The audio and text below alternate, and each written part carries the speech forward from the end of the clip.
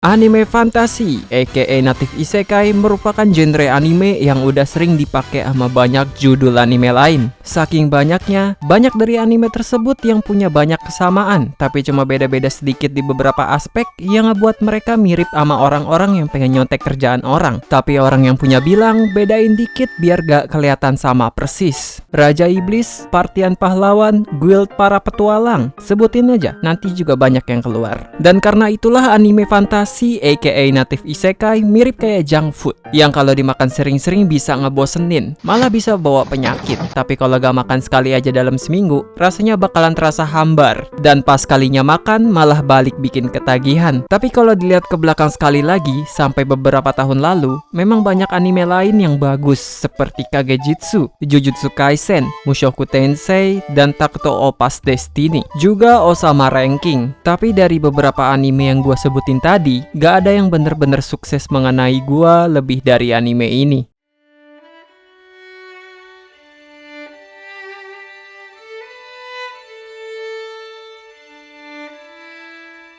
Bisa gak sih nih orang gak nyungsep terus? Sousou no Frieren adalah sebuah tipikal anime fantasi aka native isekai. Sebenarnya siapa sih yang nyiptain ini nama? Yang udah ada banyak di luar sana, tapi sangat berbeda dengan yang lain. Dimulai dengan akhir dari perjalanan partian terkuat yang berhasil mengalahkan Raja Iblis, kembalinya hero yang berhasil menyelamatkan dunia, seorang warrior yang merupakan salah satu orang terkuat di dunia, seorang priest dari partian pahlawan terkuat, dan seorang penyihir elf Frieren pulang ke tempat asal di mana mereka pertama kali berangkat berpetualang untuk merayakan pencapaian mereka, mengingat kembali masa lalu di mana cuma kenangan-kenangan kocak yang bisa diingat, namun justru itu yang membuat perjalanan mereka terasa menyenangkan. Ditutup dengan sebuah fenomena hujan meteor 50 tahun sekali, tapi kalau dilihat dari tempat mereka sekarang, pemandangannya kurang bagus dan akhirnya mereka berjanji untuk ngelihat fenomena tersebut di tempat yang lebih bagus. Nah, dari sinilah esensi dari cerita ini dimulai. Hari demi hari terlewati, bulan demi bulan pun juga begitu, musim demi musim dan tahun demi tahun terasa seperti hanya beberapa detik saja. Frieren yang kembali melakukan perjalanan setelah mereka berpisah dari kawan lamanya, mengunjungi tempat-tempat baru hingga puluhan tahun pun terasa seperti hanya mengucapkan salam. Yang selanjutnya kembali pulang hanya untuk menemukan Himmel, seorang pahlawan yang berhasil menyelamatkan dunia, telah berubah menjadi tipikal kakek-kakek yang demen ngeliat daleman rok cewek-cewek. Setelah berkumpul kembali dengan kawan-kawan lamanya, mereka kembali melakukan perjalanan untuk yang terakhir kalinya untuk melihat kembali fenomena hujan meteor 50 tahun sekali di tempat yang lebih bagus. Namun pada akhirnya, Himmel menghembuskan nafas terakhirnya. Memang pada awalnya Frieren seperti tidak terguncang atau bahkan terlihat tidak peduli sama sekali. Namun secara tiba-tiba, dia menangis saat penguburan Himmel. Bukan karena dia kehilangan seorang sahabat dekat, melainkan karena dia merasa gagal untuk melihat Himmel sebagai hal tersebut. Selama 10 tahun, Himmel berhasil mempererat hubungan dengan anggota party yang lain dan juga mengumpulkan banyak kenangan indah selama perjalanan mereka. Tapi untuk Frieren, 10 tahun hanya seperti kedipan mata dan dia mengetahui betul untuk dirinya. Terlebih lagi, Frieren yang merupakan seorang elf yang notabene memiliki umur yang bisa dibilang kekal, terasa tidak cukup untuk mengetahui seseorang lebih baik dan lebih dalam. Itulah sebabnya Frieren menangis dan menyesal bahwa kesempatan 10 tahun yang terasa seperti kedipan mata untuknya tidak akan datang untuk kedua kalinya. Wow, agak gimana ya? Di sini kita dikasih lihat bagaimana waktu diceritakan melalui sudut pandang Frieren. Bagaimana rasanya menjadi seseorang yang memiliki umur yang kelewat panjang, bagaimana dia menyelesaikan masalah, dan bagaimana caranya dia melakukan kegiatan sehari-hari yang bahkan mungkin aja tidur 10 jam gak bakalan cukup buat dia. Dan bagi kita manusia, sangat paham bagaimana puluhan tahun dapat mempengaruhi hidup seseorang. Memang benar Frieren ikut serta dalam sebuah peristiwa yang tercatat dalam sejarah. Tapi setelah peristiwa tersebut, kehidupan akan tetap terus berjalan. Banyak kota yang berubah, banyak desa yang berkembang, meskipun patung-patung sejarah yang tersebar tetap terus bertahan, dan sejarah akan diceritakan secara turun-menurun, tetapi orang-orang yang mengalami atau berada langsung dalam peristiwa tersebut akan bertahan hanya sampai sekian lama. Dan pada akhirnya, memori yang tersisa dan bukti-bukti bahwa merekalah para pelaku yang ada di dalam sejarah tersebut hanyalah milik Frieren seorang.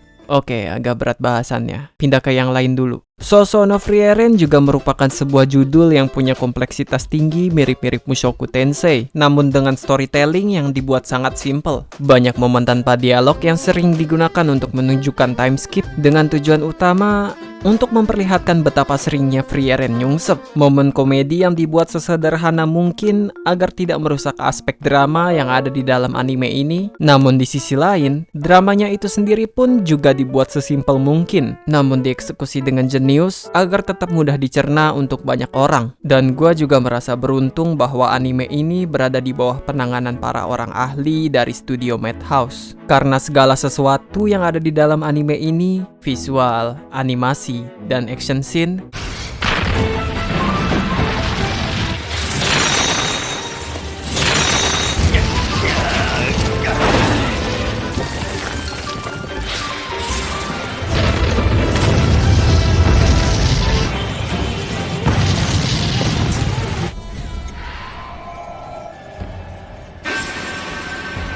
merupakan salah satu yang terbaik dari yang terbaik, yang pada akhirnya berhasil menempatkan Soso no Frieren sebagai anime terbaik sepanjang masa di My Anime List, yang juga telah berhasil mengalahkan FMA Brotherhood yang sudah sangat lama berada di peringkat 1, walaupun musim pertama dari Soso no Frieren masih belum selesai. Dan jujur aja, baru kali ini setelah sekian lama gua ngeliat penulisan yang menggambarkan betapa keji dan culasnya para iblis yang ada di dalam dunia sana, dan banyak orang di luar keturunan iblis yang sangat membenci mereka, karena memang sudah seharusnya begitu. Gak ada tuh yang namanya udah capek buat perang, atau pengen berdamai dengan manusia, atau ingin hidup berdampingan dengan ras lain, atau apalah itu. Cuma gimmick doang itu mah. Kita nanti juga dikasih tahu bahwa keturunan elf memiliki kecenderungan untuk berleha-leha, yang juga diambang batas kepunahan karena kurangnya dorongan gairah untuk memiliki keturunan yang bisa dibilang masuk akal karena memiliki rentang umur yang panjang bisa menjadi kutukan tersendiri bagi mereka, yang menjadikan Frieren masih terlihat seperti seorang anak kecil.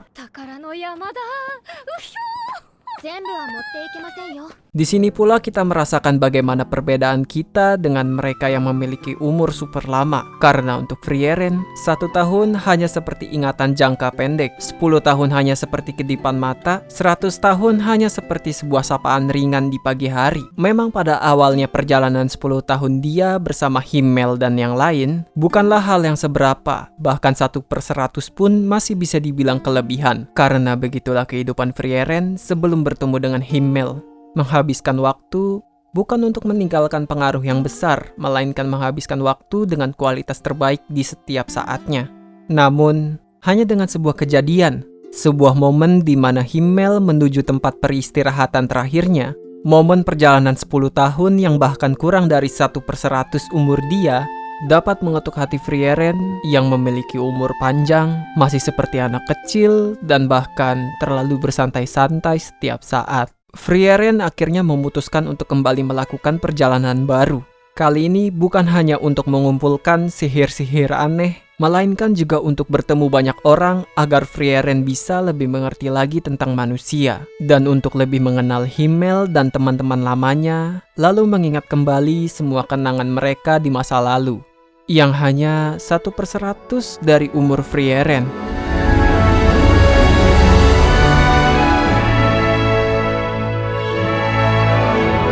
Hola amigo, moga anda demen sama video ini. Makasih buat lo semua yang udah nonton sampai habis. Like kalau lo suka, jangan lupa komen, terus juga share. Tolong banget ini mas, soalnya susah banget kayaknya dapetin views yang mau nonton sampai habis. Dan juga jangan lupa subscribe. Dan adieu.